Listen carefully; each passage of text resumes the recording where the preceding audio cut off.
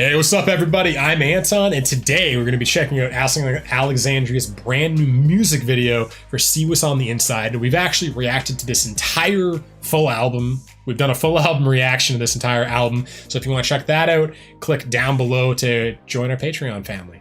And that's it. So let's get into Alexandria, See What's on the Inside. It's licorice tea, Aaron. I'm on Twitch right now.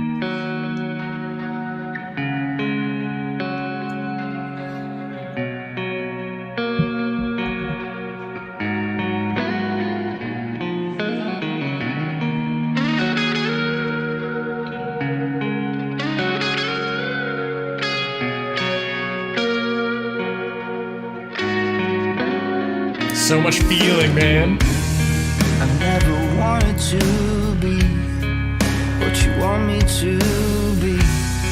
It's like I've lost myself in finding my way. I feel it creeping in. Patience is wearing thin. If I could help myself, I would. But there's a part of me that longs, that belongs to the road and begs me to ride, to run away from the world, to leave it all behind, to strip it away and see what's on the inside. So I'm facing my fears. I love seeing Danny playing guitar too.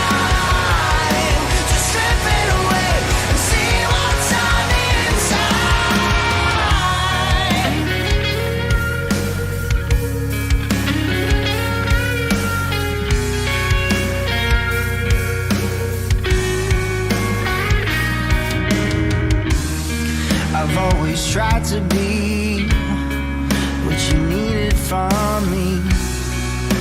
Along the way, forgot who I am. I'm sorry for getting cold. His vocal range is pretty crazy, eh? It just feels like I'm falling and nobody's there. But there's a part of me that longs, that belongs to the road and begs me to ride, to run away from the world, to leave it all behind, to strip it away and see what's on the inside. So I'm facing my fears and taking my time to strip it away and see what's on the inside.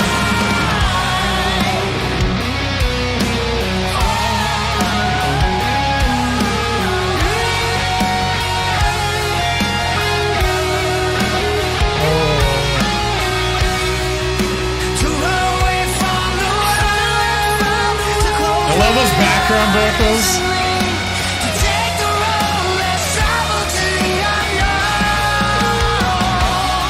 to take the long way home. I'll be wrong sometimes. To Yeah, Ben on guitar. and find out what's on the inside.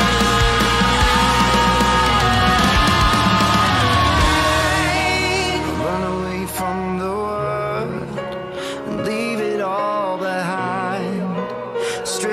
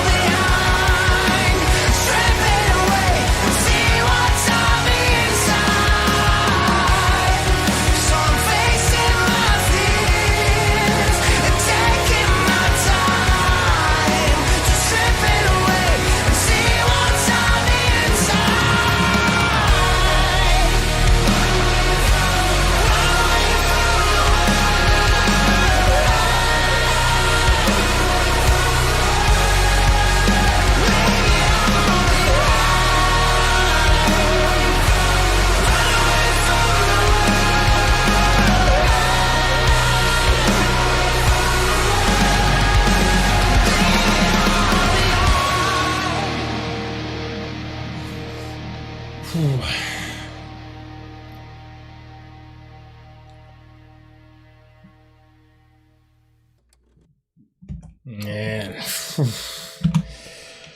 That song sometimes gets me very emotional. I remember like every time I listen to it, it feels like a hug. You know what I mean? Because I remember when I first heard this, I was going through a rough time, man. I was going through a really fucking rough time.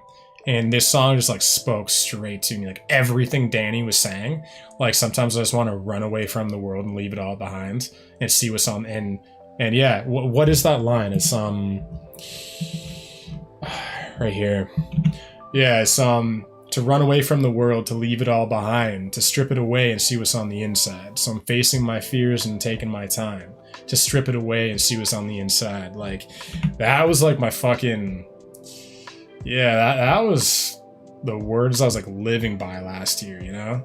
Because again, I was thinking of quitting YouTube. Like the stress was so much at that point. Like it was like I was feeling so much stress. I was thinking of quitting YouTube. I was like, because at that point I was extremely depressed. And I told all of you guys too, like you could hear it. I didn't tell you guys explicitly, but I would talk about it in all of my videos, right? It was just like the pressure, feeling like things weren't moving. And also feeling trapped. Like I felt like I was just like trapped, like in this path I've, chosen. And I was like, man, there's all these things I want to do in the world. Like I want to travel the world and, I want to go to other countries and there's all these things that like, I feel stuck and I feel trapped. And like, when Danny was just singing about all this stuff, I was like, man, like I feel you, dude. And it's just, yeah, every time I listen to this, like it's such again, this song has a really interesting vibe because it's like super emotional, it's super anthemic, it's super passionate and very powerful.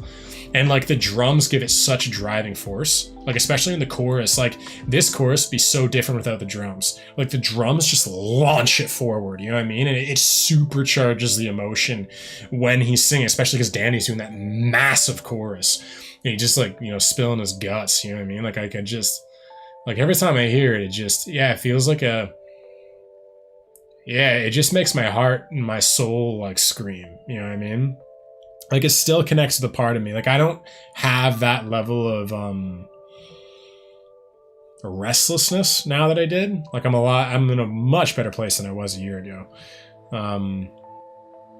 But still, there's still a part of me, like, I'm really excited to like leave Canada, and travel, like I have my heart set on Costa Rica and now I'm thinking Spain, and Hawaii. I really want to check out Hawaii and Spain and potentially live, because what I'm thinking of doing is I want to live half of my life in probably United States. I might move to the United States and then live the other half of my life or 6 months at a time of the year, half the year in another country.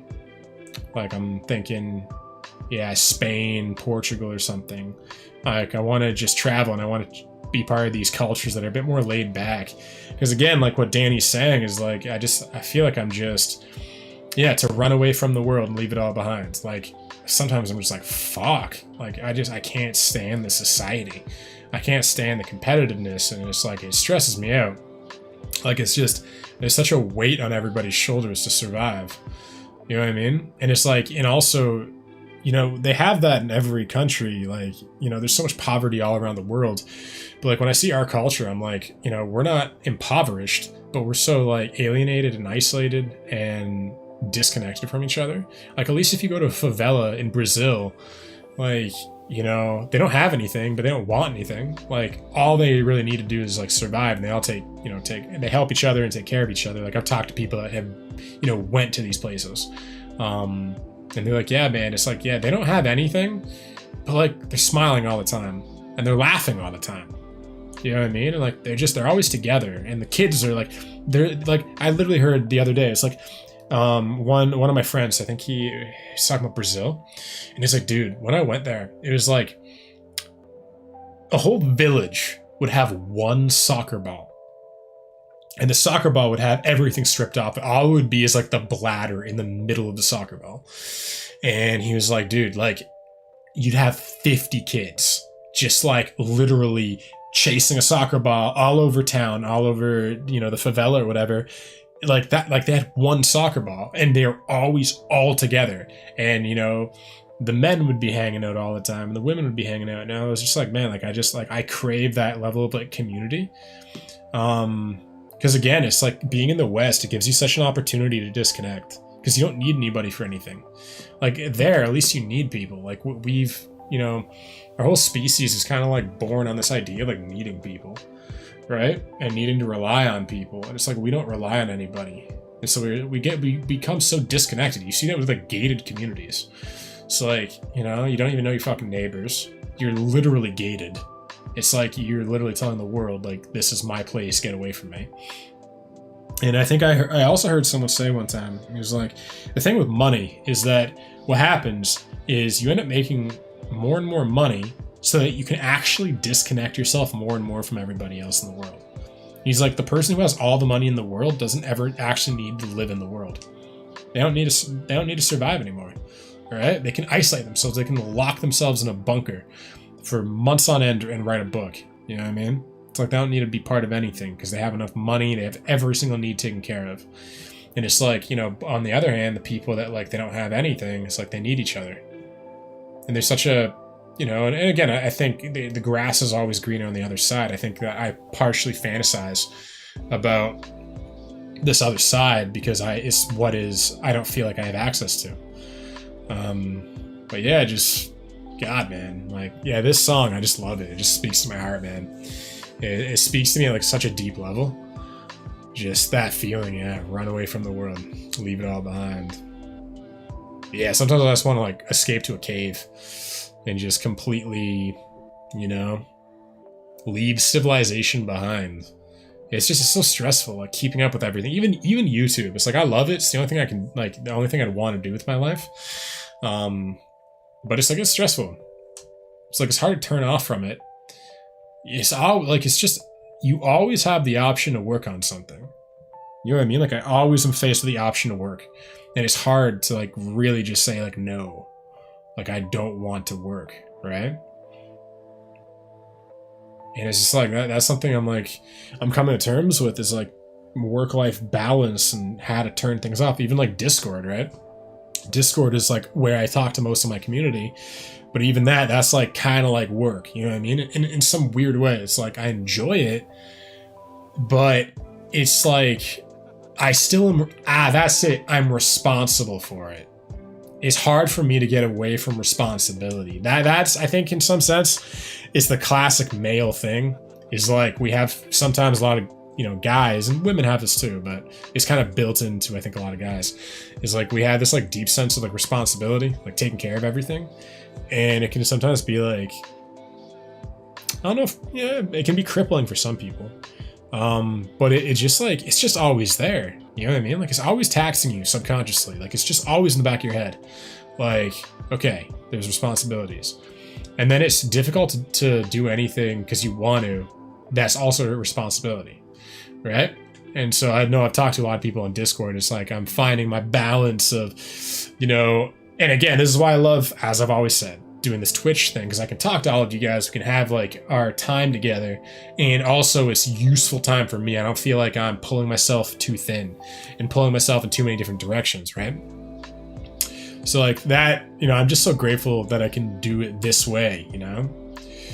But yeah, all in all, it's just a brilliant song. Just like Ben's guitar work is so soulful. Like I love the guitar solo, and I love the chords, and I love the little like intro guitar solo. You know what I mean? It's just so bluesy. Like I love it. It's so bluesy. And then like, yeah, Danny is just, you know, finally Danny being honest, you know? Because again, I think like he hid behind his facade for so long, for like a decade. Like I haven't heard all of their old stuff, but I've definitely heard some of it now, kind of going back and checking out. And he was like such a fucking dickhead before. Like he would just be talking about girls and sex and drugs and drinking and partying. Like that's like all they would do. It's just, even their music videos back in the day were like a lot of just like, you know, partying and drinking and stuff. And it's just interesting to see like, you know, get to know the man behind the facade, right? Because he even said, he's like, you know, there is a line in this song, and actually, screw it. Let's jump into the lyrics now with this one. All right, we're back. So I've never wanted to be what you want me to be. So this is a bit of like Numb by Linkin Park, right? Which again, I get that with my father, right? So it's like I've lost myself in finding my way. I feel it creeping in. Patience is wearing thin. If I could help myself, I would. But there's a part of me that roams, that belongs to the road and begs me to run. So that's his version of like, again, here we go in the chorus, to run away from the world, to leave it all behind. He has almost like, if you could call it archetypal, he has the rock star archetype in him, and he has the almost like the gunslinger, the cowboy archetype, I think. In a past life, if he wasn't a rock star, he'd probably be a cowboy.